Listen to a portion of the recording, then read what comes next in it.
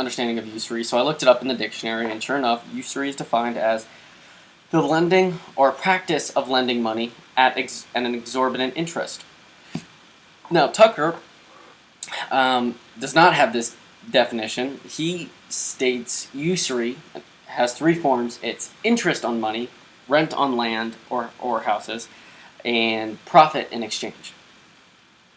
Now, again, I guess to Tucker, even if you lent someone money and said, hey, can I get just a tiny bit back for compensation, blah, blah, blah, at 0.00001% interest, I guess that's usury for Tucker. Sounds a little bizarre, but let's see if he makes the case. He states that usury rests on two great monopolies. I'm quoting him here. The monopoly of land and the monopoly of credit. Were it not for these, it would disappear. Ground rent exists only because the state stands by to collect it and protect land titles rooted in force or fraud. Oh, definitely. I mean, the state protects, intellectual property, which is not property. The whole system of taxation. It protects the accumulation for some that's based on force or fraud. No, it's not legit, and we get that, so that's spot on. He goes on to say, otherwise, if it weren't for these two monopolies by the state, land would be free to all, and no one could control more than he used. Goes on to say, interest and house rent would disappear as well. That sounds outlandish. I get if he's saying that, in freedom, as I would say, free market, where only voluntary interactions were legit and took place. Yeah, who knows what the economic landscape will look at. I mean, it could be that because you do get a little more out of a cooperative setup as those become more available, people will kind of go for those just as they do fax machines over messenger boys or the people who rode Pony Express, That's certainly possible.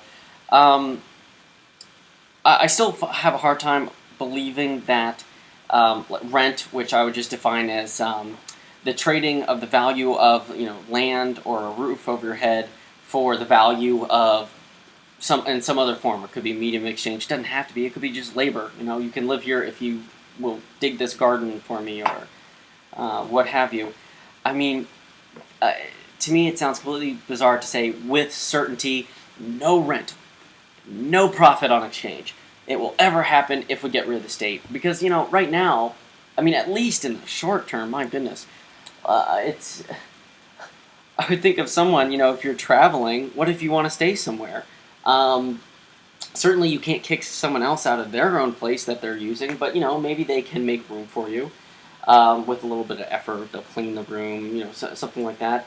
And they go ahead and trade you the value of a roof over your head for the value in compensation, the value of medium of exchange. Or again, it could be labor, it could be anything. How is it impossible that would happen? At least in, the conceivable future, short-term future. Even if you didn't have the state, maybe you don't want to buy a house, you just want to use it temporarily, and you don't want to go through the process of buying and selling, which undoubtedly would be easier without all the bogus regulation, but still, it seems unfathomable to me to say that no autonomous, independent, rationally person would ever make an arrangement like this. Of course someone would. I mean, I don't know what's best for everyone, and I don't know what everyone's circumstances are. It's another thing, of course, to say that this would not happen because with the state gone, we're free to enforce this.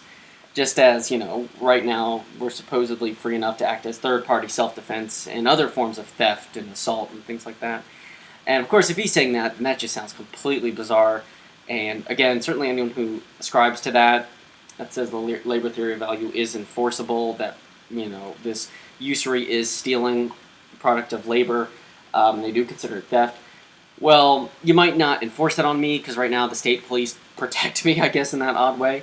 But you certainly wouldn't be friends with me. You would think I was slime, because I currently rent out a room in my house to someone. So, anyway. His second point. Tucker states, it's not whatever contributes to production is what should be is what should receive compensated. He said whoever contributes to production should be compensated.